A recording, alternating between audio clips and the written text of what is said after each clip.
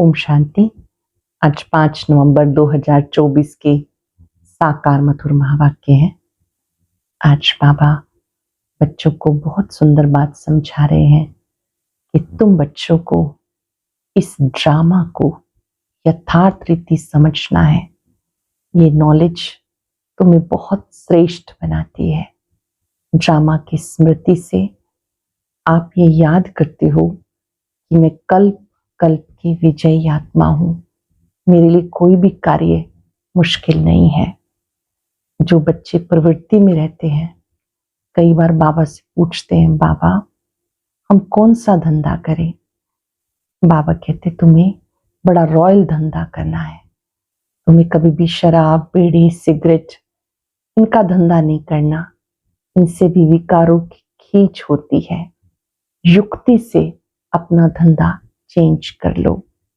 तुम बच्चों को कोई भी ऐसा कार्य नहीं करना जिससे विकारों की वृद्धि हो। एक बाप को निरंतर याद करते रहो, माया जीत बन जाएंगे। ब्रह्मा बाबा और शिव बाबा दोनों बच्चों से रूहान कर रहे हैं। ब्रह्मा बाबा कहते कि मेरे अंदर जब शिव बाबा प्रविष्ट हुए तो बहुत कुछ सुनना पड़ा। मुझे बहुत खुशी होती है कि मैंने अपना शरीर रूपी मकान उनको दिया है, शिव बाबा को दिया है। तब बाबा कहते कि जब शिव बाबा प्रविष्ट हुए तो ब्रह्मा बाबा को भी बहुत कुछ सुनना पड़ा। बाबा कहते कि पहले तो सिंध हैदराबाद में इनका बहुत सम्मान होता था। जब बाबा आए बहुत कुछ सहना पड़ा, सुनना पड़ा। तब शिव बाबा ने कहा कि पहले तो मुझे सब बोलते रहे, अब तुम्हारी बारी है। अगर तुम बच्चों को भी थोड़ा बहुत सुनना पड़ता है तो कोई नई बात नहीं। तुम बच्चों को इन सब विघ्नों से घबराना नहीं। जब एक ज्ञान में चलता है दूसरा नहीं चलता है। समाज में भी कई बार विरोध होता है। अभी तो बहुत परिवर्तन आ चुका है। सब बाबा को, ब्रह्मा कुमारियों के ज्ञान को समझने लगे, लेकिन प्रारंभिक काल में बहुत कुछ फेस करना पड़ा। तब बाबा ने आज पक्का कराया ये सब बातें भी आनी ही है, लेकिन आपको विचलित नहीं होना, अचल अडोल रहना है। गाया जाता है आत्मा परमात्मा अलग रहे बहुकाल। अभी आप पद्मा पदम भाग्यशाली बनते हो। अपने भाग्य को याद कर तुम्हें सदा खुश रहना है और हर एक को बाबा का संदेश देना है। बाबा बहुत दूर से ईश्वरीय पढ़ाई पढ़ाने के लिए आते हैं। अच्छी रीति पढ़ना है। सुनते हैं बाबा के मधुर बोल। बाबा ने कहा, मीठे बच्चे, ड्रामा की श्रेष्ठ नॉलेज तुम बच्चों के पास ही है। तुम जानते हो ये ड्रामा हूबहू रिपीट होता है। ड्रामा की श्रेष्ठ नॉलेज तुम बच्चों के पास ही है। तुम जानते हो ये ड्रामा हूबहू रिपीट होता है। क्वेश्चन है, प्रवृत्ति वाले बाबा से कौन सा प्रश्न पूछते हैं और बाबा उन्हें क्या राय देते हैं। प्रवृत्ति वाले जो बच्चे परिवार में रहते हैं बाबा से कौन सा प्रश्न पूछते हैं, बाबा उन्हें क्या राय देते हैं। कई बच्चे पूछते हैं, बाबा हम धंधा करें। बाबा कहते बच्चे धंधा भले करो लेकिन रॉयल धंधा करो। ब्राह्मण बच्चे चीची धंधा, शराब, सिगरेट, बीड़ी आदि का नहीं कर सकते, क्योंकि इससे और ही विकारों की खींच होती है। ओम शांति। रूहानी बाप रूहानी बच्चों को समझा रहे हैं। एक है रूहानी बाप की श्रीमत, दूसरी है रावण की आसुरी मत। आसुरी मत बाप की नहीं कहेंगे, रावण को बाप तो नहीं कहेंगे ना, वो है रावण की आसुरी मत।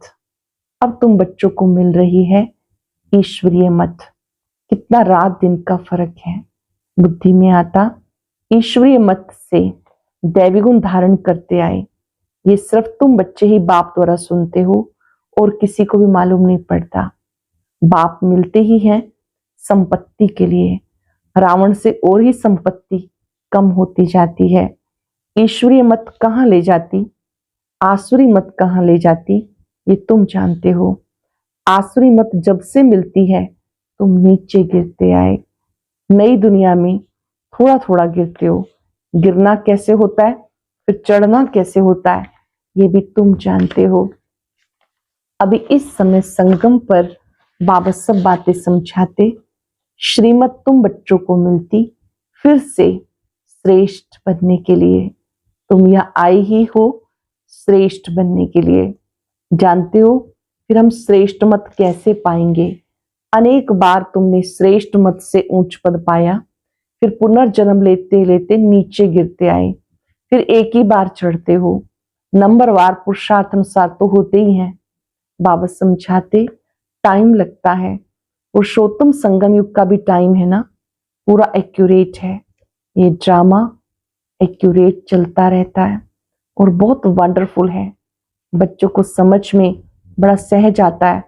बाबा को याद करना है, वर्षा लेना है बस। परंतु पुरुषार्थ करते हैं तो कईयों को डिफिकल्ट भी लगता है। इतना ऊंच से ऊंच पद पाना कोई सहज थोड़ा ही हो सकता है। बहुत सहज बाप की याद और सहज वर्षा बाप का है, सेकंड की बात है। फिर पुरुषार्थ करने लगते तो माया के विघ्न पड़ते हैं। रावण पर जीत पानी होती है। सारी सृष्टि पर रावण का राज्य है। अब तुम समझते हो हम योग बल से रावण पर हर कल्प जीत पाते हैं। योग बल से रावण पर हर कल्प जीत पाते हैं, अब भी पा रहे हैं। सिखाने वाला है बेहद का बाप। भक्ति में तुम बाबा बाबा कहते आए, परंतु जानते नहीं थे। भक्ति में पहचान नहीं थी, आत्मा को जानते थे। कहते थे चमकता है भ्रिकुटी के बीच में अजब सितारा। आत्मा को जानते हुए भी बाप को नहीं जानते थे। कैसा विचित्र ड्रामा है। कहते भी हैं हे परम पिता, याद करते थे फिर भी जानते नहीं, ना आत्मा को ना परमात्मा को, ना उनकी ऑक्यूपेशन को जानते। बाबा खुद आके समझाते पाप बिगर कभी कोई रियलाइज करा ना सके। कोई का पार्टी नहीं।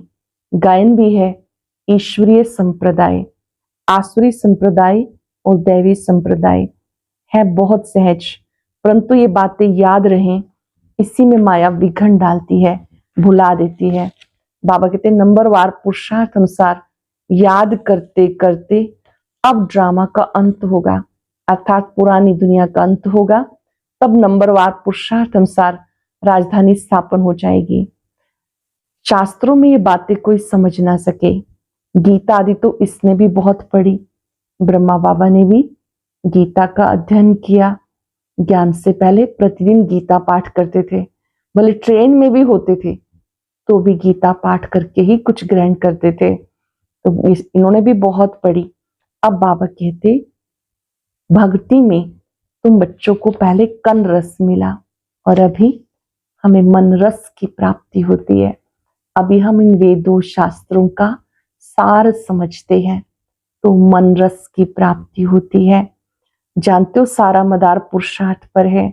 धंधा आदि भी कोई का रॉयल होता है और कोई का छी होता है। शराब बीड़ी सिगरेट आदि बेचते हैं, ये धंधा बहुत खराब है। शराब सब विकारों को खींचती है। इसको शराबी बनाना ये धंधा तो अच्छा नहीं। बाबा राय देते युक्ति से धंधा चेंज कर लो। ज्ञान में चलने से पहले कोई भी धंधा रहा, लेकिन जब ज्ञान मिला तो बाबा कहते अपना धंधा भी परिवर्तन कर लो, नहीं तो उच्च पद पा नहीं सकेंगे।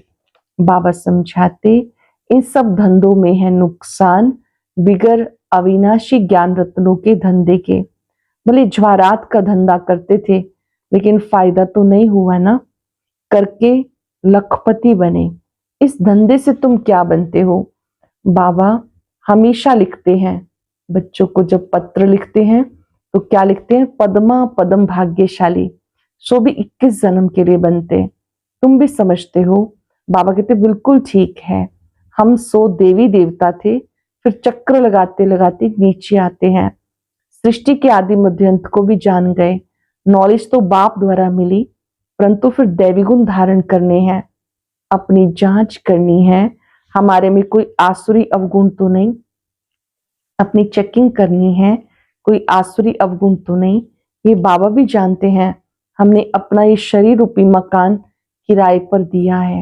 ये मकान है ना, इसमें आत्मा रहती है। हमें बहुत फक्र रहता है, भगवान को हमने किराए पे मकान दिया है। ब्रह्मा बाबा अपना अनुभव शेयर कर रहे हैं कि मुझे बहुत खुशी रहती कि मैंने अपना ये शरीर रूपी मकान शिव बाबा को किराए पे दे दिया है। ड्रामा प्लान अनुसार और कोई मकान उनको लेना ही नहीं, कल्प कल्प ये मकान लेना पड़ता है। इनको तो खुशी होती है, परंतु फिर हंगामा कितना मचा। ये बाबा हंसी कुंडी में कभी बाबा को कहते हैं, बाबा आपका रथ बना तो हमको इतना गाली खानी पड़ती है। ब्रह्मा बाबा कहते कि जब से मैं आपका माध्यम बना तब से मुझे बहुत गाली खानी पड़ती है। बाबा कहते सबसे जास्ती गाली तो मुझे मिली और अब तुम्हारी बारी है। ब्रह्मा को कभी गाली मिली नहीं, अब बारी आई है, रथ दिया है, ये तो समझते हैं ना, तो जरूर बाबा से मदद भी मिलेगी। ब्रह्मा बाबा ने शिव बाबा को रथ दिया है तो मदद भी मिलेगी। फिर भी बाबा कहते बाबा को निरंतर याद करना, इसमें तुम बच्चे इनसे भी जास्ती तीखे जा सकते हो, क्योंकि इनके ऊपर मामला बहुत है। भले ड्रामा कह के छोड़ देते हैं, फिर भी कुछ ना कुछ तो प्रभाव आ ही जाता है। ये बेचारे बहुत अच्छी सर्विस करते थे, संग दोष में खराब हो गए, कितनी डिससर्विस होती है, ऐसा ऐसा काम करते हैं, लेस आ जाती हैं। उस समय ये नहीं समझते कि ड्रामा बना हुआ है, ये फिर बाद में ख्याल आता ये तो ड्रामा में नूंद है ना, माया अवस्था को बिगाड़ देती है तो बहुत डिससर्विस हो जाती है। कितना अबलाओं पर अत्याचार होते हैं, यहाँ खुद के बच्चे ही कितनी डिससर्विस करते हैं। यज्ञ में रहने वाले भी कई बच्चे बहुत डिससर्विस करते हैं, उल्टा सुल्टा बोलने लग जाते हैं। अब तुम बच्चे जानते हो बाबा क्या सुनाते हैं, कोई शास्त्रादि नहीं सुनाते। अभी हम श्रीमत पर कितना श्रेष्ठ बनते हैं, आसुरी मत से भ्रष्ट बन गए। टाइम लगता है, माया की युद्ध चलती है, अब तुम्हारी विजय निश्चित है। पहले 5 विकारों से हमारी युद्ध है, फिर भी बाबा कहते आपकी विजय जरूर है, ये तुम समझते हो। शांतिधाम सुखधाम पर हमारी विजय है ही, कल्प कल्प हम विजय पाते आए। इस पुरुषोत्तम संगम युग पर स्थापना और विनाश होता है, ये सारी डिटेल तुम बच्चों की बुद्धि में है। बरोबर बाप हमारे द्वारा स्थापना करा रहे हैं, फिर हम ही राज्य करेंगे, बाबा को थैंक्स भी नहीं देंगे। बाबा कहते ये भी ड्रामा में नूंद है, मैं भी इस ड्रामा के अंदर पार्टधारी हूँ। ड्रामा में सबका पार्ट नूंधा हुआ है, शिव बाबा का भी पार्ट है, हमारा भी पार्ट है। थैंक्स देने की बात नहीं। शिव बाबा कहते मैं तुम्हें श्रीमत देकर रास्ता बताता हूँ, और कोई बता ना सके। जो भी आए बोलो सतो प्रधान, नई दुनिया स्वर्ग था ना, इस पुरानी दुनिया को तमो प्रधान कहा जाता है। फिर सतो प्रधान बनने के लिए दैवी गुण धारण करने हैं, बाबा को याद करना है। मंत्र ही है मन मना भव मध्याजी भव, बस ये भी बताते मैं सुप्रीम गुरु हूं। तुम बच्चे याद की यात्रा से सारी सृष्टि को सदगति में पहुंचाते हो। जगत गुरु एक शिव बाबा है, तो तुमको भी श्रीमत देते। जानते हो हर 5 वर्ष के बाद हमें ये श्रीमत मिलती है, चक्र फिरता रहता है। आज पुरानी दुनिया है और कल नई दुनिया होगी। इस चक्र को समझना बहुत सहज है, परंतु ये भी याद रहे जो कोई को समझा सके, ये भी भूल जाते हैं। कोई गिरते हैं तो फिर ज्ञान आदि सब खत्म हो जाता, कला काया माया चट कर देती है। बाबा कहते जब गिरते हैं तो कला काया माया ले लेती है, सब कला निकाल कला रहित बना देती है। विकार में ऐसे फंस जाते हैं जो बात मत पूछो। अब तुम्हें सारा चक्र याद है, तुम जन्म जन्मांतर वैशाल्य में रहे हो, हजारों पाप करते आए हो, सबके आगे कहते हो जन्म जन्म के पापी हैं। हम ही पहले पुण्य आत्मा थे, फिर पाप आत्मा बन गए, अब फिर पुण्य आत्मा बनना है। तुम बच्चों को नॉलेज मिल रही है, तुम फिर औरों को देकर आप समान बनाते हो। ग्रस्त व्यवहार में रहने से फर्क तो रहता है ना। वो इतना नहीं समझा सकते जितना तुम, परंतु सब तो नहीं छोड़ सकते हैं ना, सब तो नहीं छोड़ सकते हैं। बाबा खुद कहते, ग्रस्त व्यवहार में रहते कमल फूल समान रहो, सब छोड़कर आ जाएं तो इतने सब कहाँ बैठेंगे। बाबा नॉलेजफुल है, वो कुछ भी शास्त्र आदि पढ़ते नहीं। ये शास्त्र आदि भी पढ़ा था, ब्रह्मा बाप पढ़ा था। मेरे लिए कहते गॉड फादर इज नॉलेजफुल। मनुष्य ये भी नहीं जानते कि बाबा में क्या नॉलेज है। सर्वशक्तिवान नॉलेजफुल बाबा में कौन सी नॉलेज है वो नहीं जानते। अब तुम्हें सारी सृष्टि के आदि मध्यंत की नॉलेज है। जानते हो ये भक्ति मार्ग के शास्त्र भी अनादि हैं। भक्ति मार्ग में शास्त्र भी जरूर निकलते हैं। कहते हैं पहाड़ टूट गया फिर बनेगा कैसे, परंतु ये तो ड्रामा है ना। शास्त्र आदि सब खत्म हो जाते हैं फिर अपने समय पर बनते हैं। हम पहले पहले शिव की पूजा करते हैं, ये भी शास्त्रों में होगा ना। शिव की शक्ति, शिव की भक्ति कैसे की जाती, कितने श्लोक आदि गाते हैं। शिव की भक्ति करते हैं, कितने श्लोक गाते हैं। तुम सिर्फ याद करते हो। शिव बाबा ज्ञान सागर है, वो हमें ज्ञान दे रहे हैं। बाबा ने तुम्हें समझाया ये सृष्टि का चक्र कैसे फिरता है। शास्त्रों में इतना लंबा चौड़ा गपोड़ा लगा दिया जो कभी स्मृति में आ ना सके। तो बच्चों को अंदर ही अंदर बहुत खुशी होनी चाहिए इस बात की, बेहद का बाप मुझे पढ़ाते हैं। करेंगे 5 सेकंड के लिए अभ्यास। मैं भाग्यवान हूं जो भगवान मुझे पढ़ाते हैं।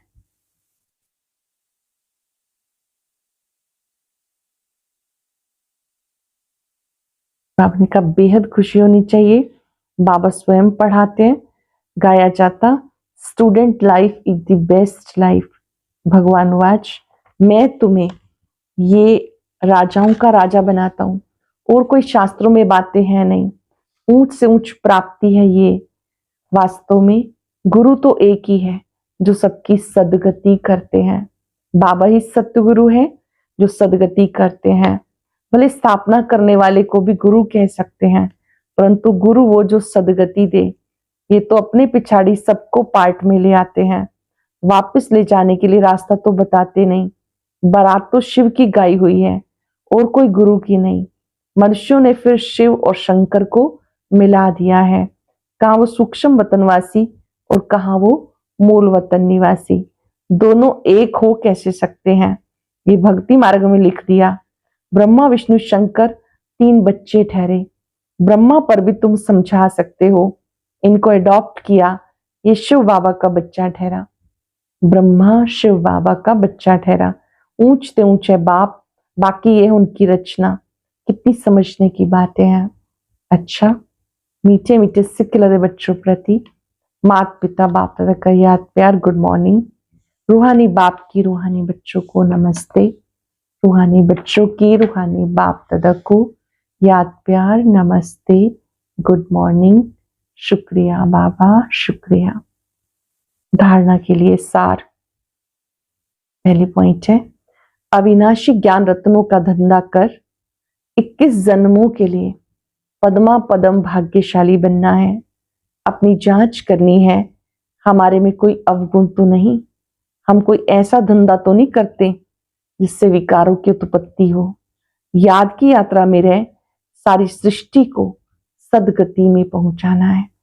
एक सतगुरु बाप की श्रीमत पर चल, आप समान बनाने की सेवा करनी है। ध्यान रहे माया कभी कला रहित ना बना दे। अविनाशी ज्ञान रत्नों का धंधा कर 21 जन्मों के लिए पद्मा पदम भाग्यशाली बनना है।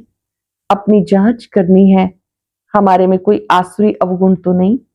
हम कोई ऐसा धंधा तो नहीं करते जिससे विकारों की उत्पत्ति हो। याद की यात्रा में रह सारी सृष्टि को सदगति में पहुंचाना है। एक सतगुरु बाप की श्रीमत पर चल, आप समान बनाने की सेवा करनी है। माया कला रहित ना बना दे, ये ध्यान रहे। बहुत ही सुंदर वरदान। बुराई में भी अच्छाई का अनुभव करने वाले निश्चय बुद्धि बेफिक्र बादशाह भव। बुराई में भी अच्छाई का अनुभव करने वाले निश्चय बुद्धि बेफिक्र बादशाह भव। तो ये स्लोगन याद रहे, जो हुआ अच्छा हुआ, अच्छा है, अच्छा ही होना है। बुराई को बुराई के रूप में ना देखो, बुराई में भी अच्छाई का अनुभव करें। बुराई से भी अपना पाठ पढ़ लो। कोई भी बात में आए क्या होगा ये संकल्प ना आए, क्या होगा कैसे होगा, फौरन याद आए सब अच्छा होगा, सब अच्छा होगा। बीत गया अच्छा हुआ। जहां अच्छा है वहां सदा बेफिक्र बादशाह है। निश्चय बुद्धि का अर्थ है बेफिक्र बादशाह। निश्चय बुद्धि का अर्थ क्या है?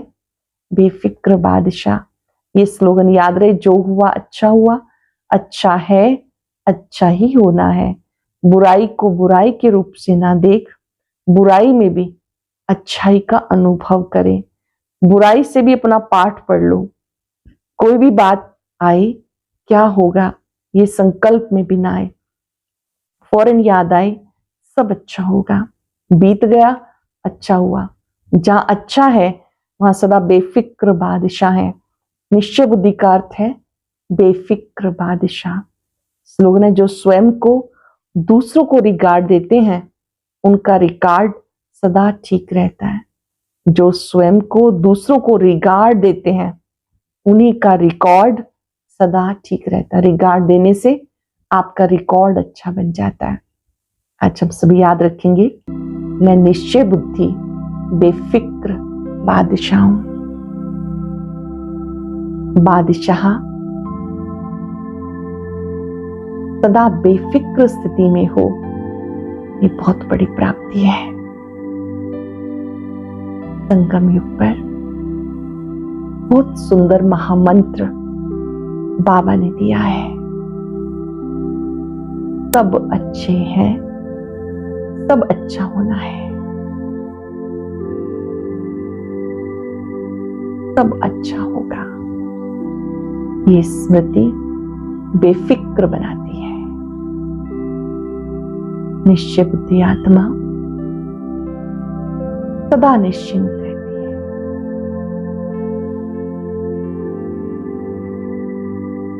बाबा के स्वरूप को देखते हुए अनुभव करें, बाबा की शक्तियां मेरे सिर पर छत्र बन गई है। मैं बेफिक्र बादशाह, बेफिक्र बादशाह। सर्वात्माओं को देखते हुए शुभ संकल्प करें। सब अच्छे हैं, सब अच्छा होना है।